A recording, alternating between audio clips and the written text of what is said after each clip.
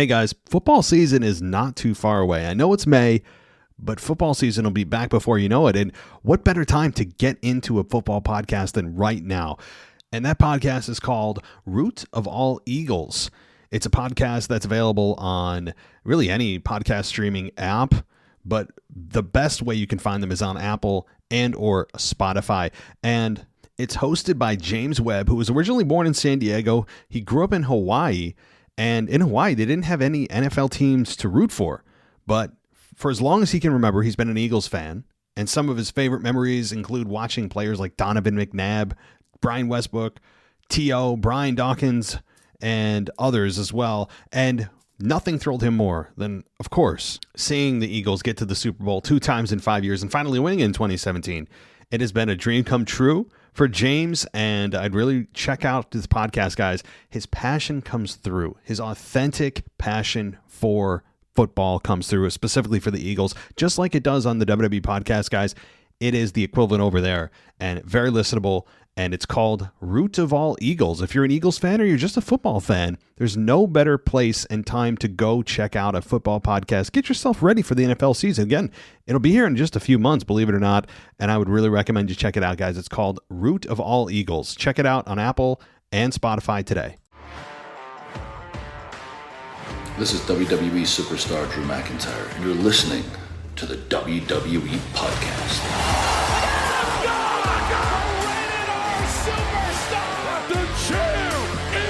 The one that everybody wants, me. It's going to WrestleMania. Claymore.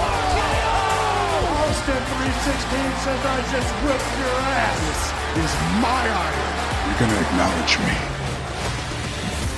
All right, everybody, welcome to the WWE Podcast official Backlash 2023 preview and prediction show.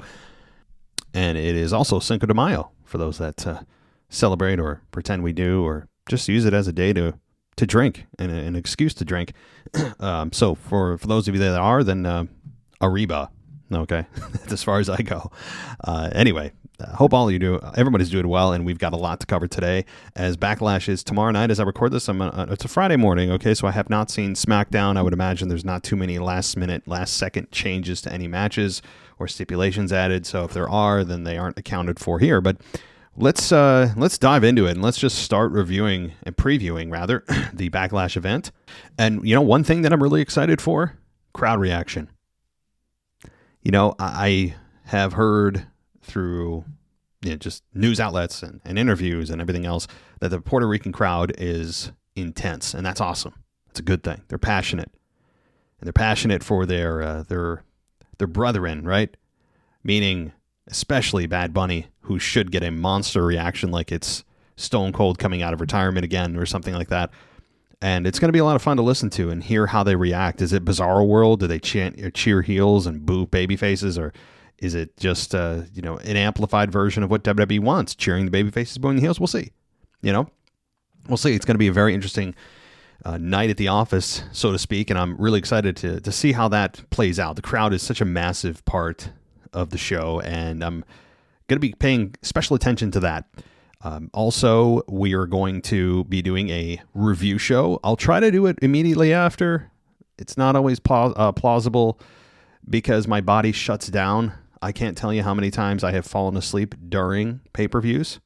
I even fell asleep during WrestleMania because it goes late into the night. My body has just kind of had it by then, but I will do my damnedest to make sure that there's a review show for Backlash as quickly as possible up here on the feed. And that's going to be available to you hopefully late Saturday night, but I can't promise anything. It may come Sunday morning at the very latest. So keep an ear out for that. All right, let's dive into it. I'm going with, let's see, where do I want to start? What am I using? I'm using the Torch and their full card here. Really love the Torch, by the way. I'm sure you guys are, if you are into wrestling podcasts, then you guys obviously know about them. They're such a joy to listen to. Yeah, I love their team there, and this is not a paid plug of any kind. I mean, they're the reason I'm here. Wade Keller and his team do such a great job, and I admire all the work they do, and I know how hard they all work. Being a fellow podcaster, they are they're the gold standard in wrestling podcasts, I really believe. All right, let's get to it. So let's start with Austin Theory Bronson Reed and Bobby Lashley for the United States Championship. Let me just say off the bat, this looks like a sleeper of a pick to be, I don't know, it may be in the conversation at least for match of the night. While the story in this is lackluster, to be kind, the match quality should be very good. Austin Theory, we all know his talent. Bobby Lashley, I don't think often gets the credit he deserves about how good he is in the ring. And how muscular he is, yet how agile he is really a crazy combination. So this should be awesome. And then, of course, you have Bronson Reed, who's going to play the monster. Now, this match is going to be about a couple things. Number one, it's going to be about building Bronson Reed. Okay? Building Bronson Reed. He's obviously not going to take the pinfall here.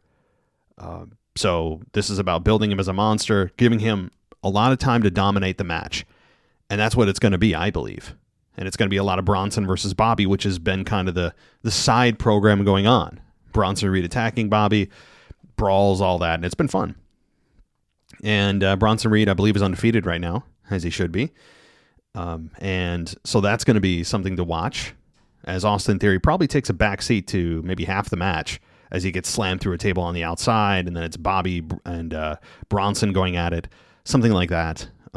That's what I expect, probably for part of the match. And, that's number one. Number two, of course, wrestling quality. And that really is not going to be a concern here. I'd imagine this match is probably going to go 15 minutes, 12 to 15 minutes. And I expect Austin Theory to walk out U.S. champion by pinning Bobby Lashley. And what I think is going to happen is Bronson Reed is going to get he's going to hit the tsunami on Bobby, not be able to make the cover. Austin Theory is going to steal the cover on Bobby and get the victory, and Austin Theory is going to retain. Thereby, Bronson Reed was never pinned and also caused the pinfall. But Austin Theory retains. So you get the best of both worlds, and I think that's what's going to happen. I don't think Bronson Reed is ready. We all know Bobby Lashley has no chance. He is the least likely to win, followed by Bronson and then Austin Theory, who I believe is the most likely. It just doesn't make sense that you would have Austin Theory beat John Cena at WrestleMania.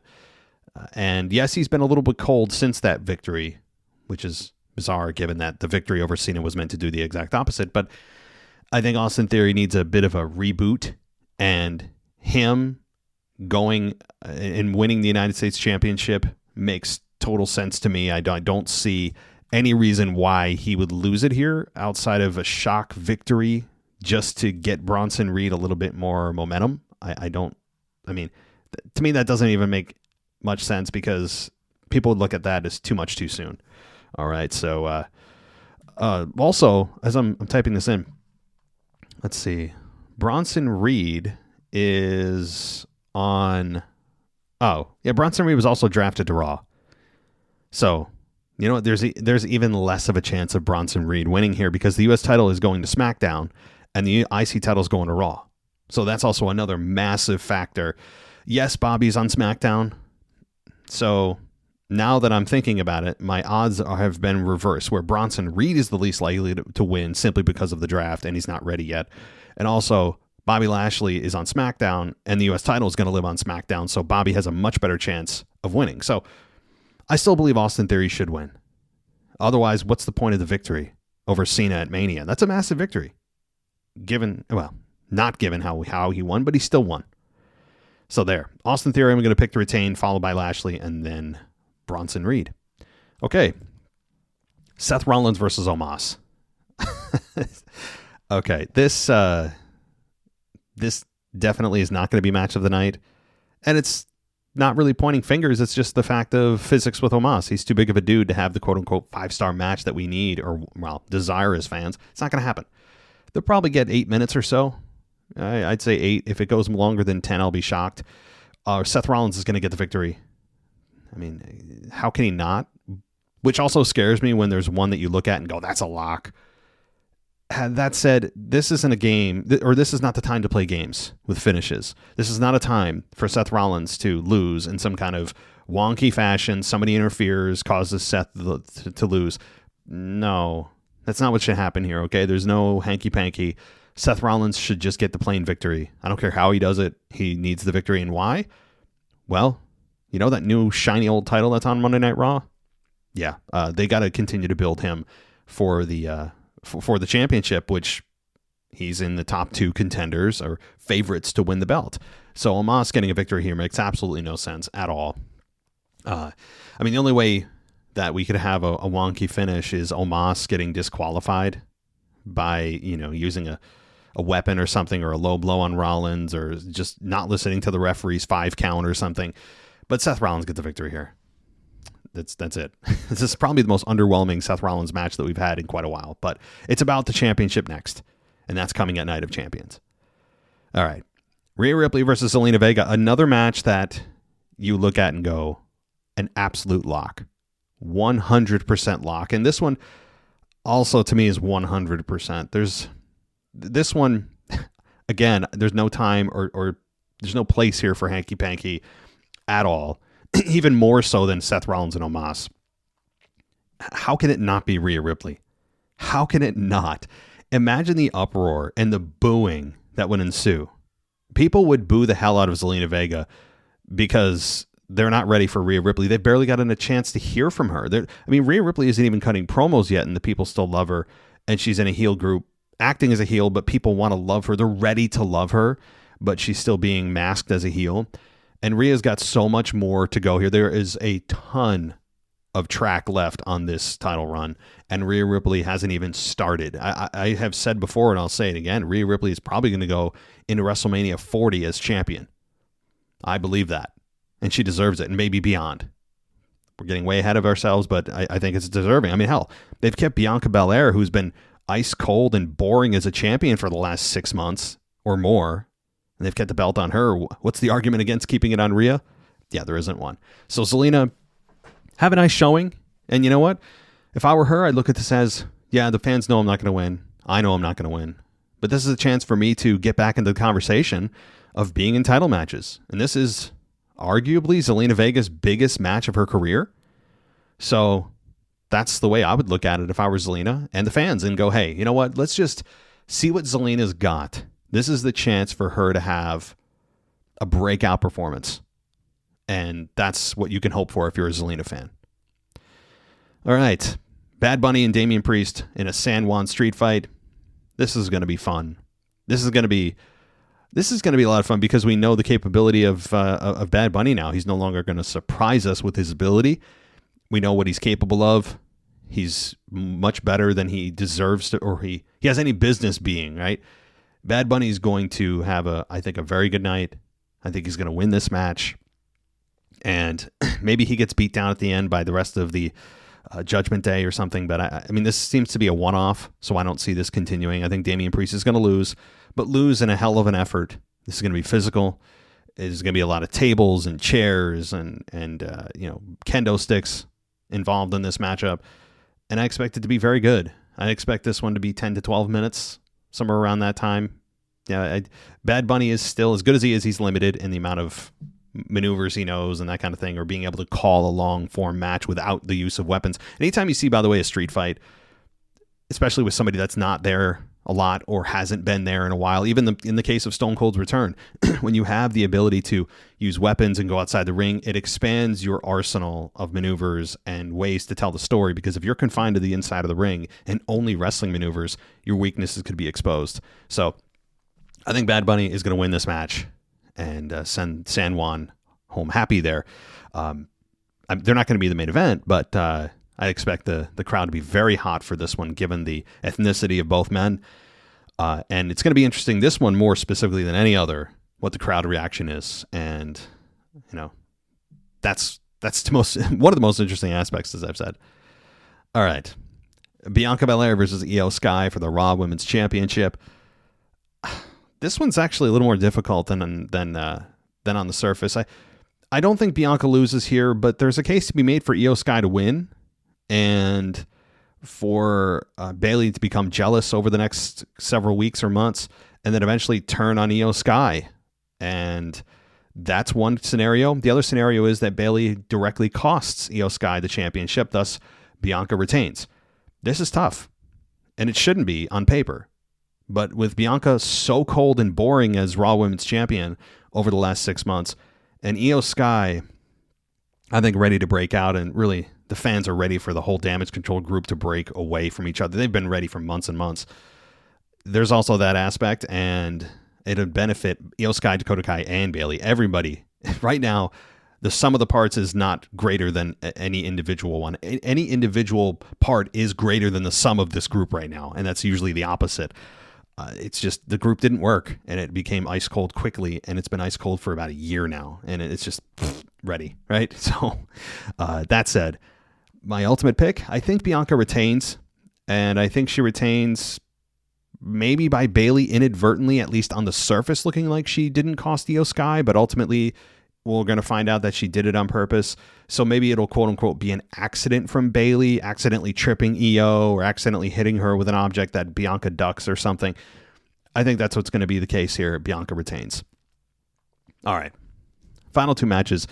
Sami Zayn and Kevin Owens and Matt Riddle versus the Usos and Solo Sikoa. Okay. This one on paper is likely to be the match of the night, if you're looking at it from a pure just ink and paper perspective. And it probably will be, given the talent of all these men. It's otherworldly. The question is, does Roman show up?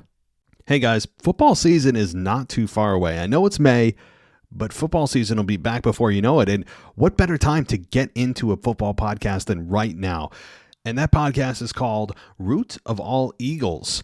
It's a podcast that's available on really any podcast streaming app, but the best way you can find them is on Apple and or Spotify. And it's hosted by James Webb, who was originally born in San Diego. He grew up in Hawaii, and in Hawaii, they didn't have any NFL teams to root for. But for as long as he can remember, he's been an Eagles fan. And some of his favorite memories include watching players like Donovan McNabb, Brian Westbrook, T.O., Brian Dawkins, and others as well. And nothing thrilled him more than, of course, seeing the Eagles get to the Super Bowl 2 times in 5 years and finally winning in 2017. It has been a dream come true for James, and I'd really check out this podcast, guys. His passion comes through. His authentic passion for football comes through, specifically for the Eagles, just like it does on the WWE podcast, guys. It is the equivalent over there, and very listenable, and it's called Root of All Eagles. If you're an Eagles fan or you're just a football fan, there's no better place and time to go check out a football podcast. Get yourself ready for the NFL season. Again, it'll be here in just a few months, believe it or not, and I would really recommend you check it out, guys. It's called Root of All Eagles. Check it out on Apple and Spotify today. I'm going to say no. I've heard rumors of Roman possibly showing up. I don't think he does. I think Roman doesn't come back until Heyman said he does, which is the Smackdown in 1 week, right? So May 12th, I think, is when I believe he's going to return. I don't see a need for it beforehand. So assuming Roman doesn't show up and nobody else outside interferes, Sami Zayn, Kevin Owens, and Riddle probably win here. Maybe a returning Randy Orton.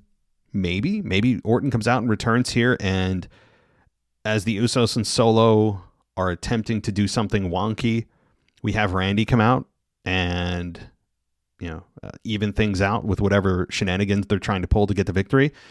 So there's a chance that Randy does return here, a chance. But if nobody interferes, which I still think is the most likely, that there's no outside interference, I believe Kevin Owens and Matt Riddle win, because it furthers the story of what the hell is Roman going to do with everyone losing. And with the tension rising between the Usos and Solo, which has been the main narrative since WrestleMania with an absent Roman, is you want to further that. You don't want to make it look like all is well right now. You want to continue the tension. And how do you continue the tension? By having a blind tag, right? Like, say Solo looks like he has it under control. He's about to hit the Samoan spike, and Jay tags himself in and tries to finish off Riddle or something, and then it ends up blowing up in their face, where Solo had it completely under control and Jay screwed it up, or Jimmy, doesn't matter which one, and they end up losing the match because of the blind tag. And then Solo is furious with them. I don't think they're going to blow up physically, but there's going to be a lot of death stares with one another, especially from Solo to the Usos. Ultimately, I think Kevin, Sami, and Matt Riddle win. And it's going to be because of miscommunication or just bad tag team management on the part of the Usos and Solo, or tension or whatever. That is how you further this story. And then what happens when Daddy comes home in a week? That's going to be just so much fun to watch. So that's what I think in a match that I believe is going to be a lot of fun to watch. This one probably gets 15, 16, 17 minutes. Should be. A longer tag team match here, as it should. It's the semi-main event. All right. Now we get to the main event, which is no championship match. It's not a championship match, but it's star power here, and it's Brock Lesnar versus Cody Rhodes. Now, again, I'm very disappointed, and I'm not accepting or dismissive of the fact that they're, or rather complacent with the fact that they did not tell us why Brock attacked Cody, or rather Brock didn't bother to tell us, and management and the creative team didn't bother to feel that there's any reason to tell us Brock why he attacked Cody. All we were left to speculate is, well, the announcer said it's because of his position at WrestleMania, and Cody speculated it is because, well, I'm an agent of change. None of those make any sense, as I've described over the last several weeks. None of it's consistent, and it's all speculative anyway. So it's like triple bad. And then you have Brock, who could have just said, I'm Brock Lesnar, I do whatever the hell I want to do. While it's on the surface, it may not seem like it's a reason. It kind of is, because it's from Brock telling you he just does what he wants. And I just don't like the fact that we're just left to just make up a reason on our own. That's lazy creative. I don't forgive WWE for this. They have done this in the past many times with Brock, and they feel that his star power is just substitutive of him having to have any kind of deep reason for attacking people. It's hurting the matches overall, even though he's a massive star. We all know that. But that aside, because I do not forgive WWE for that. I don't give them a pass at all. Outside of that, this match should be a lot of fun. I would imagine Cody Rhodes gets the victory here. The reason is Brock's not going to be hurt by the loss. He just won't. Cody's on the ascent. Cody's more of the future than Brock is. Brock can lose 8 matches in a row, go away for 6 months and come back, and it's like he's just, hit the reset button. There's no problem. Plus, Brock Lesnar's schedule, we all know, is kind of, it's scattered at best. So I would imagine Brock probably takes a break and comes back towards Money in the Bank or SummerSlam here after the loss to Cody. Cody should get the victory. He came off a massive loss at WrestleMania. He needs to get some momentum back.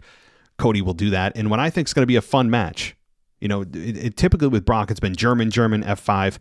You can't do that with Cody here because there's too much to tell. There's too much skill there to be wasted away in the, Brock's going to just, do his, German, F5. Can't do that here.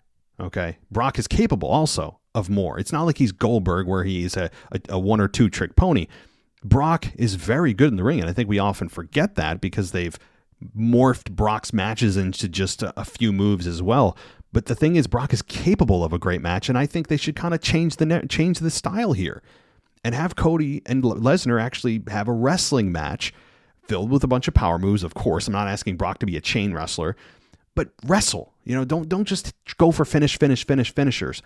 You can do that in shock cases every once in a while, but not in this case. It doesn't make sense because you're going to waste Cody in what I think could be a really good main event, and also in the running of with the 6-man tag with the triple threat for the U.S. title. Those 3 matches are probably going to be one of the matches of the night if you're looking and care about such things. But Brock and Cody has the potential to be very good if given enough time. And what I mean by that, 10, 12 minutes. Okay. I think that's fair for a main event. And I think ultimately Cody wins. Now the question is, how does he win? You can't have him cheat to win. I mean, you just can't do that. But I think Cody Rhodes wins here. And also the random potential is Randy Orton attacks Cody here. The history with Legacy, that's there. It's a very, very dark horse prediction. I'm not saying that's going to happen. That's not my official pick, but it's out there in the ether as like a 2% possibility, 5% possibility. I think nobody interferes here. It's Cody beating Brock and beating him after getting pummeled by Brock most of the match. Cody, ends up maybe getting a small package on Brock. Maybe he doesn't win with his finish, which protects Brock a little bit and makes it more believable that Cody snuck a a small package on Brock. For example, you can have these, most of the match, Brock is beating down Cody. Cody has a couple of hope spots that are ultimately, squashed by Brock. Oh, Cody's coming back. Oh, he gets hit with a clothesline. It looks dominant. And that Lesnar's just toying with Cody. F5, yet Cody continues to kick out, maybe one or two of them. But then, after Cody looks like he's lifeless, Brock Lesnar gets arrogant. He's kind of standing on the body of Brock. Cody slips in a small package for the victory. This is one I'd actually be okay with. While I hate the roll-up, this is one where you could protect Brock a little bit by being surprised by Cody and not having Cody beat him with a finish. See, that's the most definitive way to beat somebody, is with your finish clean over. If it's a surprise maneuver like the roll-up, Cody could do it here. Brock is surprised and loses his mind. Cody slips out of the ring, gets the victory, doesn't pull the tights, but he does get the victory, and it protects Brock, and that's the way I think this should go after a beatdown of Cody for several minutes. So those are my picks. To review, Austin Theory retains. Seth Rollins beats Omos. Ripley retains the SmackDown Women's Championship. That will ultimately be the Raw Women's Championship. Bad Bunny beats Damian Priest. Bianca Belair retains the Raw, but will be the SmackDown Women's Championship. Sami, Kevin, and Riddle beat the Usos and Solo, and then Cody beats Brock. So now that I'm looking at it, there's probably only going to be two heel wins and 4 babyface wins. So, hey, if you're looking to be quote unquote go home happy, this could be one of the shows for you. So, again, as far as returns go, Randy Orton is to me the only one that could possibly return in the 6-man tag or against Cody Rhodes to cost him the victory here. I'm not counting on Randy, but if you're thinking about big fun returns, that could be one. But Triple H has shown that he hasn't done a whole lot of those since he took over. How many times we thought The Rock's going to come back, or Randy Orton for the last year, right? I'm still voting no on that, but it's possible. So keep that in the back of your mind. Those are my thoughts. Hope you guys enjoyed it. And by the way, if you guys want to be able to talk with other fans live in real time during the show, join us on Patreon at patreon.com/WWE Podcast for not just the Discord server where you can chat with all the other Discord members or patrons, but you can also get everything ad-free, including the review show, our retro show, our Smackdown review. All of it is going to be available to you. And if you go higher, you get the exclusive After Dark show, an adult version. You get video, and so that's a little bit more of an incentive if you want to go higher. So also, if you guys want merch, we now have a merch store, www.podcastshop.com, or you can just go to our website, www.podcast.com, and there's a link for the merch store is now open. You can click the button and join us there if you want to. So thanks so much, everybody, for listening. I will talk to you on the other side of Backlash. Enjoy, and I'll talk to you next time. Hey, guys, football season is not too far away. I know it's May, but football season will be back before you know it. And what better time to get into a football podcast than right now? And that podcast is called Root of All Eagles. It's a podcast that's available on really any podcast streaming app, but the best way you can find them is on Apple and or Spotify. And it's hosted by James Webb, who was originally born in San Diego. He grew up in Hawaii, and in Hawaii, they didn't have any NFL teams to root for. But for as long as he can remember, he's been an Eagles fan. And some of his favorite memories include watching players like Donovan McNabb, Brian Westbrook, T.O., Brian Dawkins, and others as well. And nothing thrilled him more than, of course, seeing the Eagles get to the Super Bowl 2 times in 5 years and finally winning in 2017. It has been a dream come true for James, and I'd really check out this podcast, guys. His passion comes through. His authentic passion for football comes through, specifically for the Eagles, just like it does on the WWE podcast, guys.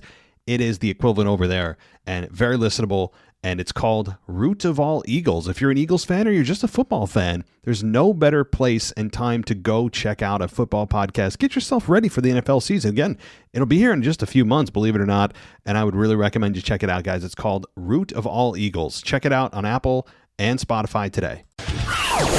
Thanks for listening to the WWE Podcast. Don't forget to subscribe on your favorite podcast app so you don't miss a show, or head to WWEpodcast.com. And for all of these shows ad-free, head over to patreon.com/WWE Podcast. Until then, we'll see you next time.